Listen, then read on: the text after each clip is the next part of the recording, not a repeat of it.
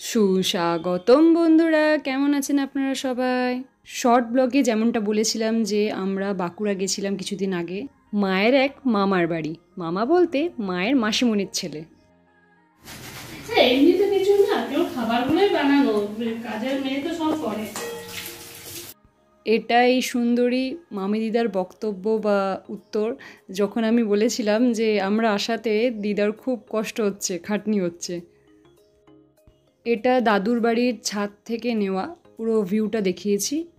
এই বাড়িটা বাঁকুড়া বাসস্ট্যান্ড অর্থাৎ গোবিন্দনগর থেকে ই-রিক্সা ধরে 10 মিনিট। একদম খোলামেলা পরিবেশ, কিন্তু সেই সময় যেহেতু খুব গরম ছিল আমাদের কোথাও ঘুরতে যাওয়া হয়নি, যেহেতু আমরা বাঁকুড়া আগে ঘুরেছি। তারপরে আমি তো অসুস্থ হয়ে গেছিলাম, তখন মনে হচ্ছিল যে তাদের বাড়িতে গিয়ে তাদেরকে বিরক্ত করা হচ্ছে বা তাদেরকে অস্বস্তিতে ফেলা হচ্ছে। মামা দাদুর যে ছেলে সে আমার মামা হচ্ছে অবশ্যই, আর মেয়ে আমার মাসিমণি।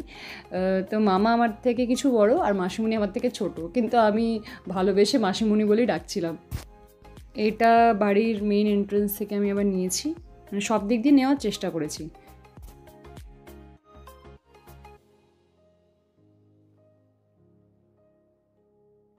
এখানে কিছু জিনিস চাষ করা হয়েছে, যেমন হয়তো বেগুন, টমেটো ইত্যাদি। সব থেকে ভালো লাগলো যেদিন আমরা ফিরি সেদিনকে আমাদেরকে কিছু দিয়েছিল দাদু, যেমন বেগুন, টমেটো। কেউ কিছু দিলে ভালোই লাগে, কি বলুন। তারপরে আবার চাষের জিনিস, তার স্বাদই আলাদা। বাড়ির ভেতরটা এত সুন্দর টিপটপ করে সাজানো ছিল যে আমি হোম ট্যুর মানে রেকর্ড না করে পারলাম না। মা কেমন পা দুলিয়ে দুলিয়ে টাইমটা এনজয় করছে দেখুন।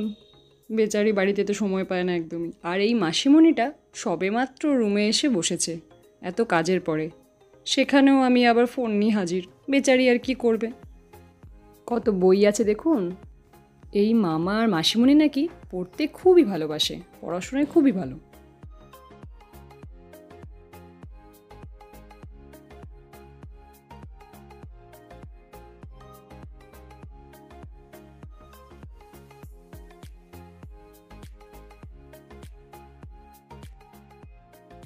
আমি আর মা এই ঘরটাতে শুচ্ছিলাম, আর ভাই পাশের রুমে মামা দাদুর সাথে।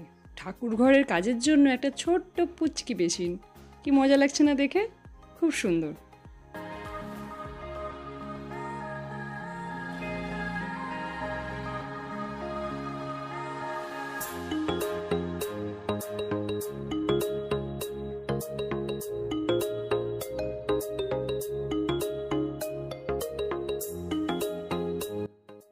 দুদিন খুব ভালোই আয়েশ করে খেয়েছি। এখন রওনা হওয়ার পালা।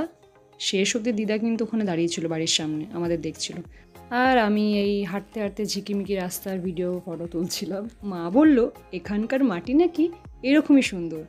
আর এই যে যেখানে আমি সেখানেই ফটো। রাস্তায় চলতে চলতে আর একটা ক্লিক হয়ে গেল দুজনের। ভেবেছিলাম ফেরারটাও আমরা বাসে আর ট্রেনে কেটে কেটে ফিরবো, কিন্তু কানেক্টিং যেহেতু কিছুতেই হচ্ছিল না, তাই ঠিক করলাম পুরো রাস্তাটা আমরা বাসেই যাব। মায়ের কৃপায় এসে শুনলাম ডিরেক্ট কিন্তু বাস আছে বাঁকুড়া টু রামপুরহাট। ব্যাস উঠে পড়লাম। এই ওয়ার্কশপটা বাস স্ট্যান্ডের ভেতরেই ছিল। এরপর মামা দাদুকে টাটা করতে করতে বাসে করে রওনা হলাম। নমস্কার, ভালো থাকবেন।